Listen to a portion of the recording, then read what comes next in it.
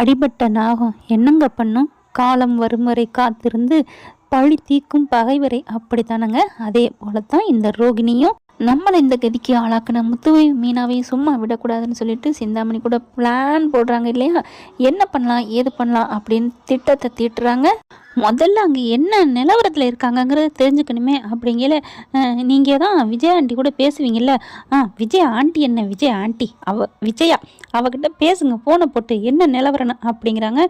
இங்கே இருங்க நான் சொல்கிற மாதிரி பேசுங்கன்னு ஒரு ஐடியா கொடுக்குறாங்க ரோஹிணியும். அதே மாதிரி சிந்தாமணியும் மாஸ்டர் அப்படின்னு கால் பண்ணி பேசுது. என்னப்பா என்ன அப்படிங்கல, ஏன் மாஸ்டர் உங்கள் குரலில் ஒரு கம்பீரம் இருக்கும், அப்படியே சிவாஜி மாதிரியே பேசுவீங்க, என்ன மாஸ்டர் ஆச்சு? ஒன்றும் இல்லைம்மா, என்ன நீ எதுக்கு ஃபோன் பண்ண அப்படின்னு விஜயா கேட்க, இல்லை மாஸ்டர் வேற எங்கேயாவது நீங்கள் இடம் பிடிச்சி சொல்லி தருவீங்களா யோகான்னு கேட்கலான்னு தான் அடித்தேன். உங்ககிட்ட யோகா கற்றுக்க வரையில் அப்படி உடம்பெல்லாம் நல்லா இருந்துச்சு மாஸ்டர், அதனால தான் கேட்குறேன் மாஸ்டர். நீங்கள் எதுவும் சொல்லி தருவீங்களா? அதெல்லாம் சொல்ல முடியாதுமா, நான் இருக்க மனநிலைமைக்கு யோகா இல்லை, ஒரு குச்சியை கூட என்கிட்ட அசைக்க முடியாது, ஒரு யோகமும் இல்லாமல் இருக்கிறேன். ஏன் மாஸ்டர் என்னாச்சு? உங்கள் குரல் அப்படி தழுதழுத்து போய் கிடக்குதே, என்னன்னு துருவி கேட்க, வேற வழியே இல்லாமல் நடந்ததை பூரான்னு சொல்கிறாங்க. அதை ஏன் கேட்குற? அதை நான் எப்படி சொல்லுவேன் அப்படின்னு சொல்லிவிட்டு எல்லாத்தையும் சொல்லி முடிச்சிருது. ஓ, இவ்வளோ நடந்திருக்கா?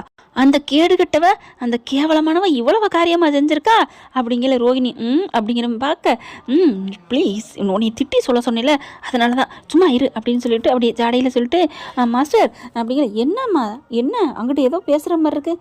அதெல்லாம் இல்லை மாஸ்டர், உங்கள் நிலைமையை நினச்சி நான் கஷ்டப்பட்டு ஃபீலிங் பண்ணுறேன் மாஸ்டர் அப்படிங்கிறாங்க. அப்புறம் அவளை விரட்டிட்டிங்களா, துரத்திட்டிங்களா? பின்ன அவளை மாதிரி ஒரு 10 பைசாவுக்கு புண்ணியம் இல்லாதவளை வீட்டில் வச்சுக்கிட்டு என்ன பண்ணுறது? அப்போ காசு பணம் தான் வச்சுருப்பீங்களா மாஸ்டர் அப்படின்னு கேட்க, ஆமாம் அவள் சொன்ன மாதிரி 300 கோடியோடு இருந்திருந்தா பாவம்னு போனா போயிட்டு போதுன்னு வச்சுருக்கலாம், அவன் எதுக்கு எனக்கு அப்படிங்கிற மனோஜ் வந்துட்டு, அம்மா எவ்வளோ பெரிய கோடி சிறந்தாலும் பரவாயில்லம்மா, எனக்கு வேணாம்மா அப்படின்னு சொல்ல, இருடா அவன் வேணாண்டா அப்படின்னு சொல்லல. சரி மாஸ்டர், அப்போ அந்த பிள்ளையும் பக்கத்துலேயே வச்சுக்கிட்டாளா, போயில கூட்டிகிட்டு போயிட்டாளா அப்படின்னு சொல்ல, அதெல்லாம் இல்லை, அது இந்த டூருக்கு போயிட்டு இப்போ தான் வந்துச்சு, அதை என்ன பண்ணுறதுன்னு தெரியல, அதை எங்கேயோ கொண்டு போய் விடுறேன்னு சொல்லிட்டு என் மகன் கூட்டிகிட்டு போயிட்டான். என்னது கூட்டிகிட்டு போயிட்டாலும் வேகமாக கத்த போகுது ரோஹிணி. டக்குன்னு சிந்தாமணி வாயை மூடிடுது. வாய் மூடு, காட்டி கொடுக்காத அப்படின்னு சொல்லிட்டு அடுத்து, சரி மாஸ்டர் நான் வைக்கிறேன் அப்படின்னு வச்சுட்டு, என்ன உன் பிள்ளை எங்கே தூக்கி கொடுத்துட்டாங்க போல இருக்கே. ரோஹிணிக்கு செம்ம காண்டாகுது, என் பிள்ளை எப்படி தூக்கி கொடுக்க போச்சு, என்னென்ன ஆச்சு அப்படின்னு சொல்லிட்டு வேக வேகமாக போலீஸோட போகிறாங்க. சும்மா விடக்கூடாது அப்படின்ட்டு போலீஸோட போன கையோட போலீஸை பார்த்தோன்னா ஆடி போகுது. ஐயோ அப்படிங்கிற மாதிரி ரோஹிணி என்ன பண்ணுது, கத்துறாங்க, என் பிள்ளை எங்கே அப்படின்னு கத்திக்கிட்டு வரையில் பார்க்குறாங்க. அம்மா உன் பிள்ளைய நாங்கள் என்னம்மா பண்ண போகிறோம், அதெல்லாம் சேர்க்க வேண்டிய இடத்துல சேர்த்தாச்சு, அதெல்லாம் முடியாது, என் பிள்ளை நான் இருக்கல எப்படி விட போச்சு? என்ன மீனா கங்கணம் கட்டிக்கிட்டே இருந்தீங்க, என் வாழ்க்கையை கெடுக்கணும்னு நல்லா கெடுத்து விட்டீங்க. இங்கே பாருங்கள் ரோஹிணி ரொம்ப பேசுகிறீங்க, நான் எப்போ உங்கள் வாழ்க்கையை கெடுத்தேன்? அதான் சொல்லி கொடுத்துட்டீங்களே, நான்லாம் ஒன்றும் சொல்லவே இல்லை, உங்களுக்காக நான் துரோகம் பண்ணிக்கிட்டு தான் இருந்தேன் எங்கள் வீட்டுக்காருக்கும் எங்கள் வீட்டுக்கும். இவ்வளவு ஏன் நான் எங்கள் அம்மா என் தம்பி என் தங்கச்சிட்ட கூட நான் எதையும் சொன்னதே இல்லை, இதை பற்றி நான் எதுவுமே சொல்லவே இல்லை, ஏதாவது ஒன்று நான் எங்கள் அம்மாட்ட மறைச்சதே இல்லை. ஆனால் உங்களுக்காண்டி நான் அந்த விஷயத்தை மறைச்சிருந்தேன், பெத்த தாயிட்ட கூட சொல்லாமல். ஆனால் என்னை பற்றி நீங்கள் இப்படி பேசிட்டீங்கல்ல, இனிமேல் உங்களுக்குலாம் இறக்கமே இல்லை. இங்கே பார், உன் இறக்கம் எனக்கு எதுக்கு, தேவையில்லை, என் பிள்ளைய கொடுங்க அப்படிங்கிறாங்க போலீஸு. ஆமாம் இவங்க பிள்ளைய என்ன பண்ணீங்க அப்படின்னு கேட்க, மனோஜ் விஜய் அண்ணாமலை எல்லோரும் வந்துடுறாங்க. இங்கே பாரு, உன் பிள்ளையெல்லாம் நாங்கள் ஒன்றும் செய்யலை, முத்து கொண்டே எங்கே சேர்க்கணும்னு சொல்லி சேர்த்துட்டான் அப்படிங்கல, அதெல்லாம் முடியாது, என் பிள்ளைய இவங்க என்னமோ பண்ணியிருக்காங்க சார், கைது பண்ணுங்க அப்படிங்கிறாங்க. என்னது கைது பண்ண? நீ ஏன் ஒரு ஃப்ராடு, நீ வந்து கைது பண்ண போறியாடி அப்படின்ட்டு மனோஜ் விஜயா சொல்ல, மனோஜ் உனக்கு என்னைக்காவது என்ன பிடிக்கும் மனோஜ், நீ ஏன் மனோஜ் இப்படிலாம் பேசுகிற?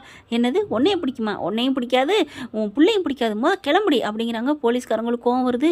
என்ன சார் என்ன நினச்சிட்டு இருக்கீங்க, எங்கள் முன்னாடியே அவங்கள மிரட்டுறீங்க, அப்பெல்லாம் இல்லை அப்படின்னு சொல்லிட்டு இருக்கல, இது சரிப்பட்டு வராது.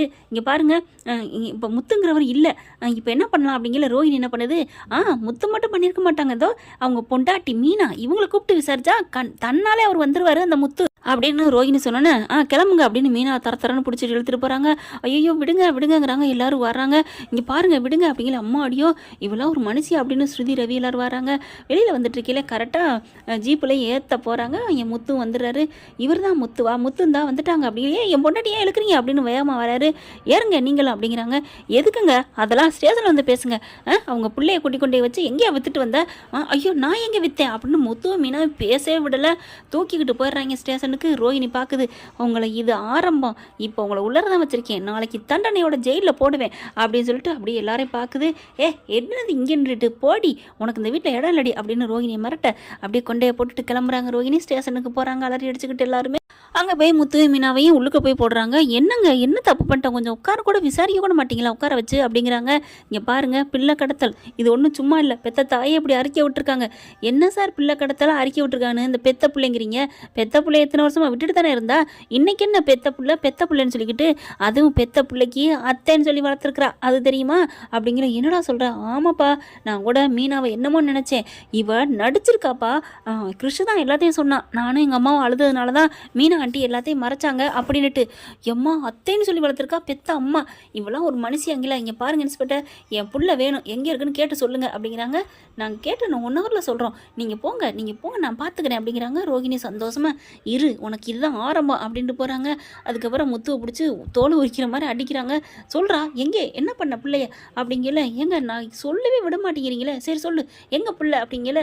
அவங்க பிள்ளை அவங்க உரியவங்கிட்ட தாங்க விட்டுருக்கேன். என்னது உரியவங்களா யார் அப்படின்னு கேட்கல. அவங்க பெரியப்பா பெரியம்மாட்ட தாங்க விட்டுருக்கேன் அப்படிங்கிறாரு முத்து. அப்போ அவங்கள வர சொல்லுங்க, பிள்ளை அவங்ககிட்ட இருக்குன்னு எங்களுக்கு தெரியணும்ல. பெத்த தாய் கொண்டாந்து கேட்குறாள்ல பிள்ளை எங்கன்னு. உன்னை யார் என் கொண்டு விட சொன்னது? இங்கே பாருங்க இந்த கேஸோட இது தெரியாமல் நீங்கள் பேசுகிறீங்க, இது சப்ப மேட்ரு. இதுலேயும் அந்த அம்மா அந்த பார்லர் அம்மா மேலே தான் எல்லா குற்றமும் இருக்குது. அந்த பிள்ளை அவங்க அம்மா மயன் உறவே இல்லாமல் தான் இருந்துச்சு. அந்த பையன் எங்கள் வீட்டில் வளர்த்தவங்க, நாங்கள் தத்தெடுத்து வளர்த்தியா? அதுக்கு ஏதாவது சாட்சி இருக்கா? ஐயோ எடுத்து வளர்த்தனாலும் ஆதாரப்பூர்வமாக இல்லைன்னு எங்கள் வீட்டில் தாங்க வளர்ந்துச்சு. அந்த ரோஹிணிக்கும் அந்த பயலுக்கு எந்த சம்மந்தமே இல்லாத மாதிரி தாங்க வாழ்ந்தாங்க. இன்னைக்கு என்னமோ புதுசாக வந்து நடிக்கிறாங்க அப்படின்னு முத்து சொல்ல, அப்புறமா என்ன பண்ணுறதுன்னு தெரியல. மீனா பார்க்குறாங்க, ஏங்க அவங்க நம்பர் எதுவும் உங்ககிட்ட இருக்கா? ஆமாம் மீனா இரு அப்படின்னு சொல்லிட்டு வேகமாக அடிக்கிறாங்க. ஆனால் அந்த ஃபோன் எடுத்துகிட்டு சந்தோஷமாக கொஞ்சிக்கிட்டு இருக்காங்க கிருஷி கூட. ஆனால் அந்த பையன் என்ன பண்ணுறான், எனக்கு எங்கள் அம்மாட்ட போகணும் அங்கிள். போகலாம்ப்பா, ஊருக்கு போயிட்டு போவான் அப்படின்னு சொல்லிட்டு இருக்கேலே. ஏன் மீனா முத்து அங்கிள் மீனா ஆண்டியும் உங்ககிட்ட எங்களை ஒப்படைச்சிருக்கிறாங்க? ஒன்றும் இல்லைப்பா, நான் தான்ப்பா உங்களுக்கு பெரியப்பா, நான் தான் உனக்கு பெரியம்மான்னு சொல்லல தான் ஃபோன் அடிக்கிறாங்க. ஸ்டேஷனுக்கு வாங்க அப்படிங்கிறாங்க. எதுக்கு? அட வாங்க அப்படிங்கிறாங்க. உங்ககிட்ட கிருஷி பையன் இருக்கானா? ஆமாம், அவனையும் கூட்டிகிட்டு வாங்க. ஏன் சார்? இப்போ தான் சார் என் தம்பி பிள்ளை என் கைக்கு கிடச்சிருக்கு. அட அதுக்கு பற்றி தான் கூப்பிடணும், பேசணும், வாயா அப்படிங்கிறாங்க. அதே மாதிரி வேகமாக ஸ்டேஷனுக்கு போகிறாங்க. போன கையோட டே கிருஷு அங்கிள் ஆண்டி அப்படின்னு ஓடுது. பார்த்தீங்களா சார் எங்கள் மேலே எந்த தப்புல நீ இப்போ புரிஞ்சுக்கிறீங்களா அப்படிங்கிறாங்க. ஏப்பா உங்கள் அப்பா அம்மா யார் அப்படிங்கல. எனக்கு அப்பா இறந்துட்டாரு, அம்மாவும் இறந்துட்டாங்க. போட்டாண்டா ஒரு போடு. என்னது அம்மா இறந்துட்டாங்களா? நான் தான் சொன்னேன்லங்க, அவள் பேச்சை கேட்டு நீங்கள் நம்பிட்டுருக்கீங்க. செம்ம காண்டாராங்க போலீஸ்காரங்க. என்னையா சொல்கிற அப்படிங்கல. இங்கே பாருங்கள் உங்களுக்கு நான் எல்லாத்தையும் எடுத்து சொல்கிறேன் அப்படின்னு எல்லாத்தையும் சொல்கிறாங்க. ஓ இவ்வளோ பெரிய கேடித்தனம் பண்ணியிருக்கா, அவளை இன்னைக்கு வச்சுக்கிறேன் அப்படின்னு சொல்லிட்டு என்ன பண்ணுறாங்க, ரோகிணியை கைது பண்ணணும் அப்படிங்கிறாங்க. என்னாச்சு? அவங்க எங்கள் அம்மா தான், அவங்கள கைது பண்ணாதீங்க. என்னடா இப்போ தான் அம்மா அம்மில்ல அப்பா அம்மில்லன்னு சொன்னேன் தான், அம்மா தான் அப்படி சொல்ல சொன்னாங்க. எங்கள் அம்மா அப்பா ஆமாம், அவங்க எனக்காக தான் இப்படிலாம் போய் சொல்லியிருப்பாங்க அப்படின்னு சொல்ல. போதுமா சார், நாங்கள் சொன்னதெல்லாம் உண்மைன்னு தெரிஞ்சுக்கிட்டீங்களா? சாரி முத்து, சாரி மீனா அப்படின்னு அவங்கள மன்னிப்பு கேட்டு விடுதலை பண்ணுறாங்க. அடுத்து ரோஹிணி தூக்கி அந்த வச்சு நொங்குறாங்க. என்ன ஃப்ரெண்ட் இப்படி போனால் நல்லா தானே இருக்கும். பார்க்கலாம் என்ன நடக்க போகுதுன்னு. தேங்க்யூ. இந்த வீடியோ உங்களுக்கு பிடிச்சிருந்தா தயவு செய்து லைக் பண்ணுங்க. இன்னும் அப்டேட்ஸ்க்காக சேனலை சப்ஸ்கிரைப் பண்ண மறக்காதீங்க. நம்ம கிட்ட இருக்க எல்லா சேனல்ஸோட லேட்டஸ்ட் வீடியோ அப்டேட்ஸ்க்காக மேல ரைட் சைடுல காட்டுற லிங்கை கிளிக் பண்ணி வாட்ஸ்அப் குரூப்ல ஜாயின் பண்ணுங்க. உங்களிடம் விடைபெறுவது நான் உங்கள் மெஹர்.